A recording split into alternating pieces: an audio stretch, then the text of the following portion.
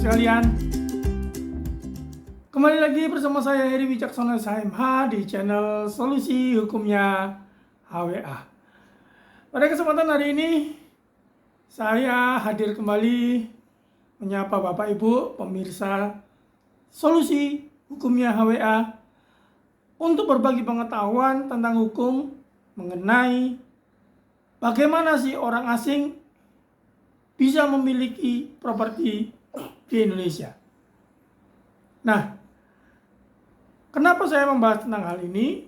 Karena kemarin ada sahabat saya yang di Hong Kong. Dulu beliau adalah warga negara Indonesia, atau tepatnya orang tuanya warga negara Indonesia. Kemudian pindah ke Hong Kong dan sekarang tentunya sudah menjadi warga negara asing. Nah, kemarin dia bertanya kepada saya, "Brother, bagaimana caranya saya bisa membeli properti di Indonesia? Apa saja persyaratannya?" Nah, oleh karena itu pada kesempatan hari ini saya akan membahasnya. Saya akan berbagi dan berdiskusi dengan Bapak Ibu dan saudara-saudaraku sekalian. Mungkin saja Bapak Ibu memiliki teman, saudara, sahabat di luar negeri atau menikah dengan orang luar negeri dan ingin membeli properti di Indonesia. Sebelum saya membahas ke sana, izinkan saya mengucapkan terima kasih kepada Bapak Ibu saudara-saudara semua yang sudah like, sudah komen, dan sudah subscribe channel Solusi Hukumnya HWA. Nah, bagi Bapak Ibu yang baru bergabung, baru yang menemukan channel ini, saya mohon dukungannya. Jangan lupa berikan like, komennya, dan hitamkan tanda loncengnya. Langsung saja kita masuk ke topik apa sih dasar hukumnya yang mengatur mengenai orang asing atau warga negara asing bisa memiliki properti di Indonesia. Bapak Ibu sekalian, bagi yang nonton channel ini, saya himbau jangan di skip ya, ikuti sampai selesai. Apabila nanti Bapak Ibu skip, ada informasi yang terlewat, dikhawatirkan. Saya mengacu pada aturan pemerintah yang menjadi dasar, yaitu Peraturan Pemerintah Nomor 103 tahun 2015. Ya. Peraturan ini mengatur mengenai kepemilikan rumah tempat tinggal atau hunian untuk orang asing yang berkedudukan di Indonesia. Ya. Aturan ini sudah dicatat dalam lembar negara nomor 325 tahun 2015. Aturan ini menggantikan peraturan pemerintah yang lama, yaitu Peraturan Pemerintah Nomor 41 tahun 1996 yang sudah dicabut dan sudah tidak berlaku lagi. Bapak Ibu sekalian, saudara-saudaraku yang saya cintai, ada 5 persyaratan di mana warga negara asing boleh memiliki properti di Indonesia. Ya, mohon dicatat ya. Yang pertama adalah hanya boleh membeli properti dengan sertifikat hak pakai.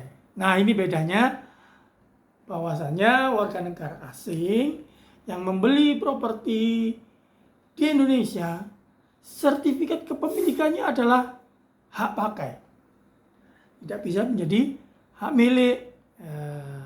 Nah, masa berlaku sertifikat hak pakai ini untuk rumah tapak atau rumah susun baru, ya, diberikan waktu 30 tahun jangka pemakai.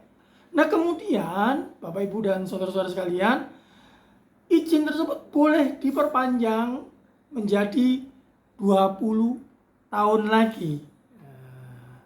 Ya, 30 tahun pertama diperpanjang 20 tahun kemudian. Dan selanjutnya bisa diperbarui lagi 30 tahun. Jadi seorang warga negara asing bisa tinggal di properti yang dibelinya selama, jika ditotal semuanya adalah 80 tahun. Nah, sedangkan sertifikat hak pakai yang didapat untuk rumah tapak dan atau rumah susun yang di atas hak milik atau hak guna bangunan yang sudah berjalan merupakan sisa dari HGB dan bisa diperpanjang lagi selama 20 tahun. Ya, itu tadi ya, Bapak, Ibu, dan saudara-saudara sekalian. Ada dua, yaitu yang baru dan kemudian yang di atas guna bangunan ya. Jadi kalau yang baru 30 tahun, kemudian bisa diperpanjang 20 tahun, bisa diperpanjang lagi 30 tahun. Nah, jika itu di atas hak guna bangunan, nah, sisa waktunya bisa diperpanjang 20 tahun dan bisa diperpanjang lagi 30 tahun. Tidak hanya membeli, tetapi properti tersebut juga boleh diwariskan dan juga dapat dijadikan jaminan utang yang dibebani oleh hak tanggungan. Nah, itu kelebihan-kelebihannya. Jadi warga negara asing boleh saja memiliki properti di Indonesia. Tadi yang syaratnya yang pertama tadi. Kemudian syarat yang kedua adalah wajib memiliki kartu izin tinggal terbatas. Nah, jadi warga negara asing itu harus memiliki KITAS dulu ya. Nah, KITAS itu dikeluarkan oleh Kementerian Hukum dan HAM. Dikeluarkan untuk warga negara asing yang bagaimana? Warga negara asing yang bekerja di Indonesia tentunya.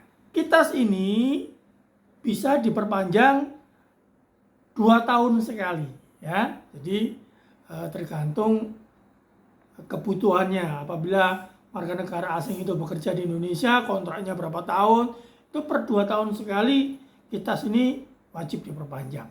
Untuk persyaratan yang ketiga adalah yang boleh dibeli dan dimiliki berdasarkan 2 syarat tadi adalah hanya rumah tunggal dan sarusun saja. Ya. Jadi rumah tunggal satu saja. Ya, rumah tapak atau rumah susun apartemen ya. Itu yang boleh dimiliki dengan 2 syarat yang di atas sebelumnya tadi.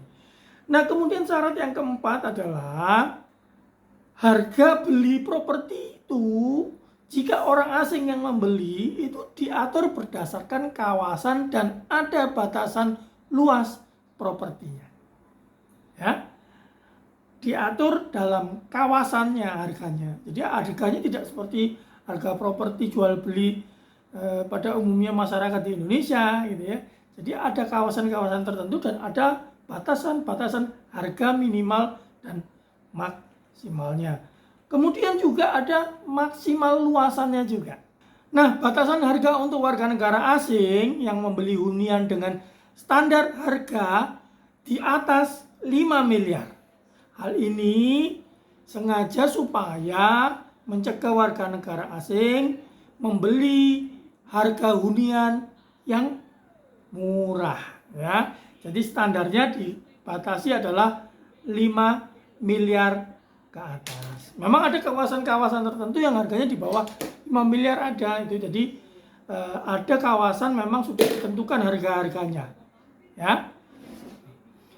Warga negara asing bisa memiliki properti di atas lahan dengan luasan maksimal 2000 meter persegi saja di satu bidang tanah.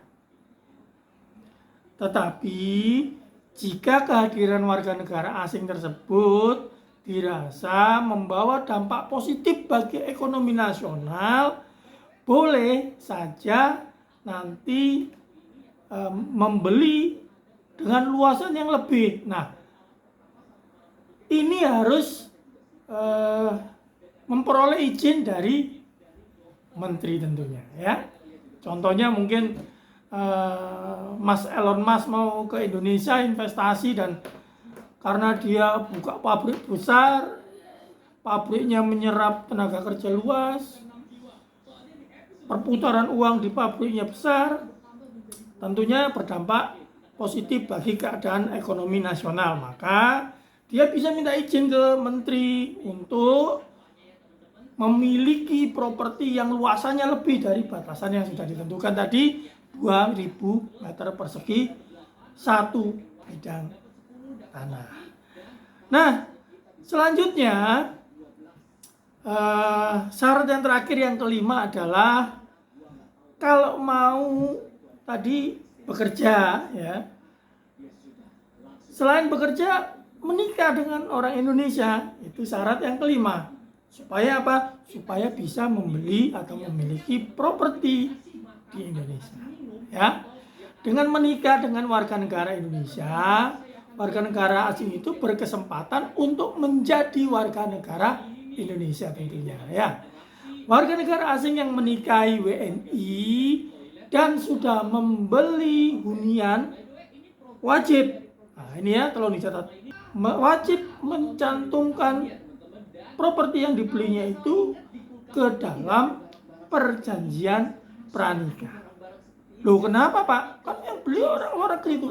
Ya, aturannya adalah karena properti yang dibeli warga negara asing tersebut dan kemudian menikah dengan atau yang sudah menikah dengan warga Indonesia menjadi harta bersama dengan pasangannya. Ya, disitulah 5 syarat yang sudah saya sebutkan tadi, bagaimana warga negara asing bisa memiliki properti hunian di Indonesia. Nah, Bapak Ibu, saudara-saudara sekalian, semoga apa yang sudah saya sampaikan pada kesempatan hari ini cukup membantu menambah wawasan Bapak Ibu sekalian, dan saya harap informasi yang saya sampaikan ini bisa disampaikan lebih luas lagi. Jadi mohon bantuannya kepada Bapak Ibu untuk sharing video ini kepada teman-teman atau saudara, kerabat, terutama warga negara asing yang bekerja.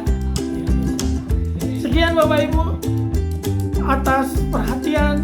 Terima kasih sudah menonton. Terima kasih sudah menonton sampai selesai. Saya ucapkan wassalamualaikum warahmatullahi wabarakatuh. Sampai jumpa di video yang akan datang.